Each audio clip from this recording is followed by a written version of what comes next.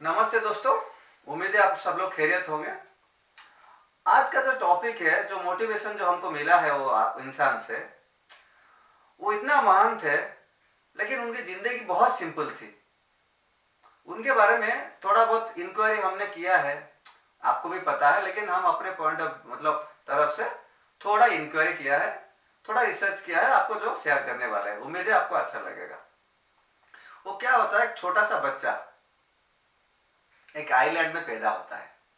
Island माने जो चारों तरफ पानी रहता है ना, उसके बीच में प्लेस होता है ना, वहां पे उसको आइलैंड द्वीप बोलते हैं। जैसे हमारे अंडमान से हो गए, लक्षद्वीप हो गई, ठीक है। तो वहां पे वो पैदा होता है, गरीब फैमिली को पैदा होता है। उनके पिताजी जो है वो नाव चलाते हैं, मछली पकड़ते हैं, फिशरमैन फैमिली से आते हैं, और बहुत गरीबी से उनकी अपब्रिंगिंग होती है। उनकी मदर जो थे वो हाउस वाइफ थे।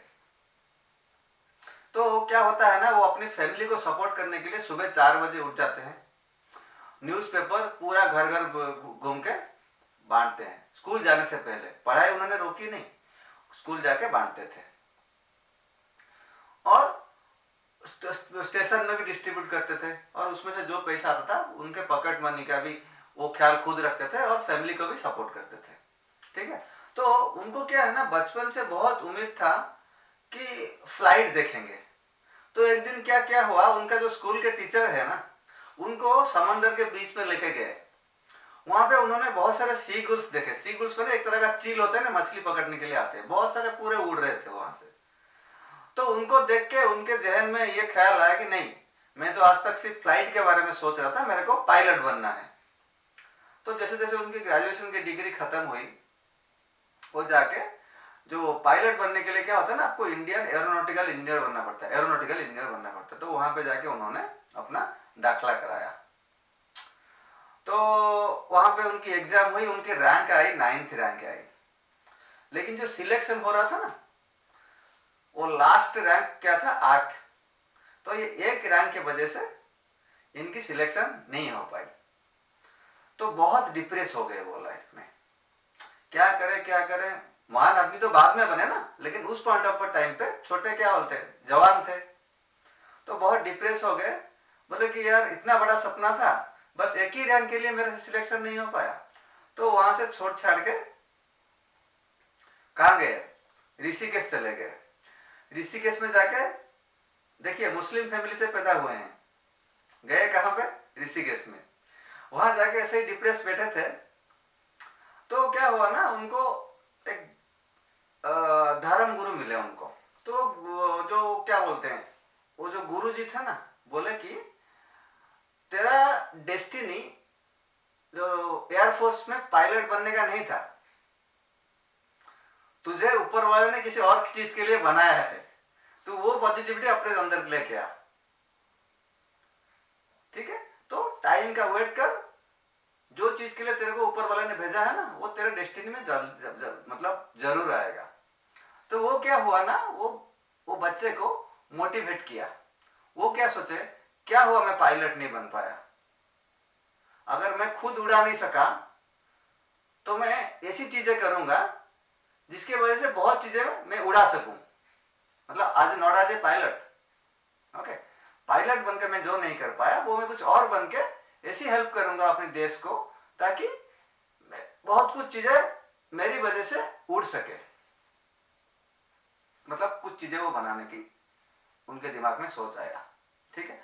तो फिर वो क्या किए, अपना डिग्री विग्री कंप्लीट कर लिया, जाके अपना DRDO, जो defence research and development organisation, okay, जहाँ पे हमारे क्या बोलते हैं वो मिसाइल्स वगैरह बनती है ना, वहाँ पे किया।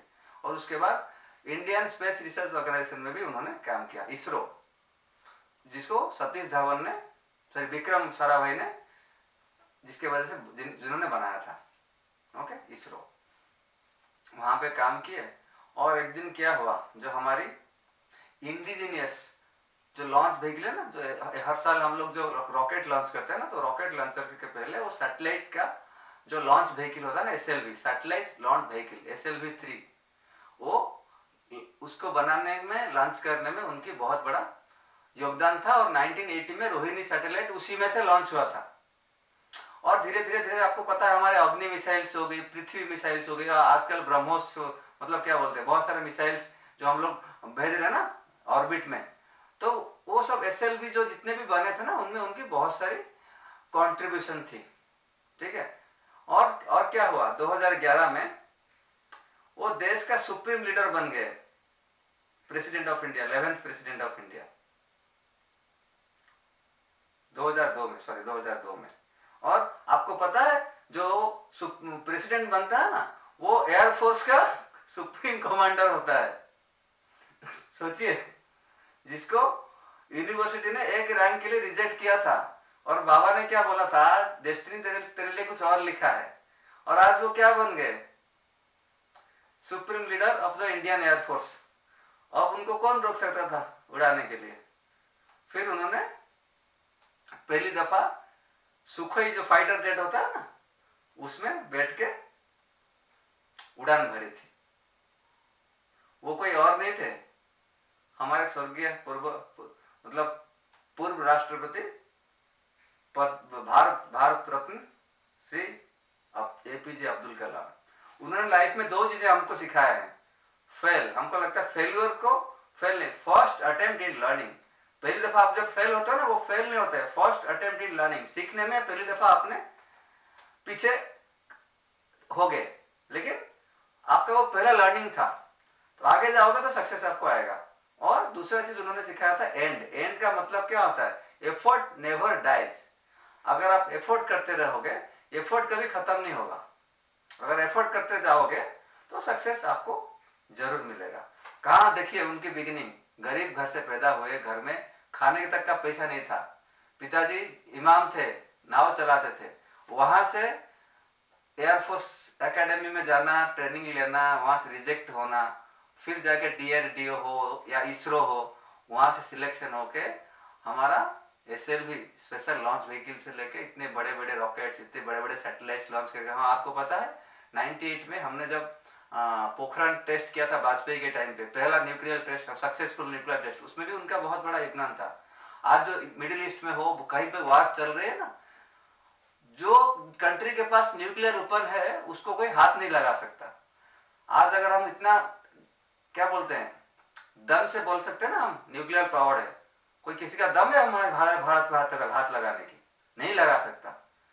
तो उसमें भी उनकी बहुत बड़ी कंट्रीब्यूशन थी पोखरण टेस्ट में, ऐसे महान आदमी थे। और आपको पता है, ये चाहे शायद आपको पता नहीं होगा, because I stay in Tamil Nadu, मुझे पता है वो क्या हुआ। एक दफा वो तमिलनाडु में रूरल एरिया में कुछ फैक्ट्री को क्या बोलते हैं, प्रेशर कुकर होता है ना, वो फैक्ट्री इनाग्रेशन करने के लिए गए थे। तो वो जो ओनर है वो आउट ऑफ कॉर्टेसी बोलते हैं ना, इतने बड़े आदमी आए हैं, मैं उनके घर गया हूं भाई, मैं खुद अब्दुल कलाम के घर गया हूं, वो भी आपको बताता हूं। तो वो आदमी उनको आज एक कॉर्टेसी वो प्रेशर कुकर गिफ्ट देता है, सर आप आए हैं, ये हमारी तरफ से एक छोटा सा तोहफा है। तो कलाम साहब ने बोला, मैं ये प्रेशर कुकर तब लूंगा जब तू इसका पैसा मेरे से लेगा। सोचिए, बंदा जब प्रेसिडेंट खत्म हुआ ना उनका पीरियड, भवन से जो प्रेसिडेंट हाउस से कुछ नहीं लेके आए थे, अपना कपड़ा बस। और जब गुजरे जिंदगी भर वो कुछ पढ़ाते गए, भाषण देते गए, लोगों को बताते गए। जब उनका आखिरी समय आया ना, जब उनका डेथ हुआ था ना, तभी भी वो भाषण देने के लिए गए थे अपना क्या बोलते हैं नॉर्थ ईस्ट में गए थे, भाषण दे रहे थे, वहीं गिर गए और वहीं उनकी डेथ हो गई। हाँ, तो मैं कहा था वो प्रेशर कुकर के पास, बोले कि अगर तू पैसा लेगा ना तभी मैं इसको एक्सेप्ट करूंगा। वो मना कर रहा था, फिर बोला कि नहीं, अगर इनको नहीं देंगे तो ये नहीं मानेंगे। फिर जबरदस्ती 2500 का चेक दिया उनको, अब्दुल कलाम ने अपना पर्सनल चेक लिख के फाड़ के वो प्रेशर कुकर कंपनी वाले को दिया और वो प्रेशर कुकर लेके चले गए। 1-2 महीना बीत गया, अपना सेक्रेटरी को बोले थोड़ा बैंक का स्टेटमेंट चेक कर, तो वो चेक पास हुआ कि नहीं, वो जो प्रेशर कुकर का आपने दे के आया था लास्ट टाइम। तो बोला नहीं सर, वो चेक पास नहीं हुआ है। तब वहां से अपना आदमी भेजे उस फैक्ट्री वाले के घर पे, जाके देखा तो वो चेक क्या है ना, वो लैमिनेट करके घर पे रखा है दीवार पे, जैसे हम लोग फोटो रखते हैं ना। तो फिर कलाम ने बोले तुम अगर चेक नहीं डाला तो मैं तुम्हारा प्रेशर कुकर नहीं, मैं तुमको लौटा रहा हूं। सोचिए कितने बड़े आदमी थे। आप उनके घर पे जाओगे ना, उनकी जो मेमोरियल बनी है ना, वहां पे उनकी सारी चीजें, भारत रत्न हो गई, उनके मेमोरियल में आप एंटर करोगे, पहले भगवत गीता रहेगी। सोचिए वो मुसलमान थे वो, ठीक है, इतने मतलब एक जेम थे वो, जेम जो शायद क्या बोले सदियों में एक पैदा होता है। घर पे जाएंगे, उनके बड़े भाई अभी है कि नहीं, गुजर गए मुझे पता नहीं, उनके बड़े भाई उनके घर के सामने इतने बड़े प्रेसिडेंट थे, आपको लगेगा उनके घर के सामने ऑटो स्टैंड है, लगेगा नहीं कि आप एक प्रेसिडेंट के घर पे आए हो। और उनके खुद के बड़े भाई नीचे खड़े होते हैं रोड पे, कोई अगर घर पे जाता है वो खुद बुला के लेके जाते हैं उनके घर के अंदर। ऐसे थे हमारे कलाम साहब। और उनके लाइफ से ये सीखी है, फेल्यूअर्स कभी फेल्यूअर नहीं होता, एंड कभी एंड नहीं होता। फेल्यूअर मतलब आप गिरते हो ना, वहां सीखो क्यों कैसे उठना है, क्योंकि गिरोगे तभी उठना सीखोगे, हारोगे तभी जीतने का जुनून आएगा। और बाकी रहा मेहनत और ईमानदारी। मेहनत ईमानदारी से कुछ भी करिए, पढ़ाई हो, नौकरी हो, कुछ भी हो, बिजनेस हो, कुछ भी हो, ईमानदारी से कुछ भी करिए, मेहनत आपका, तो एक दिन सक्सेस भी आपका ही होगा। आशा करते हैं वीडियो आपको पसंद आई होगी। मिलते हैं अगले वीडियो में। जय हिंद।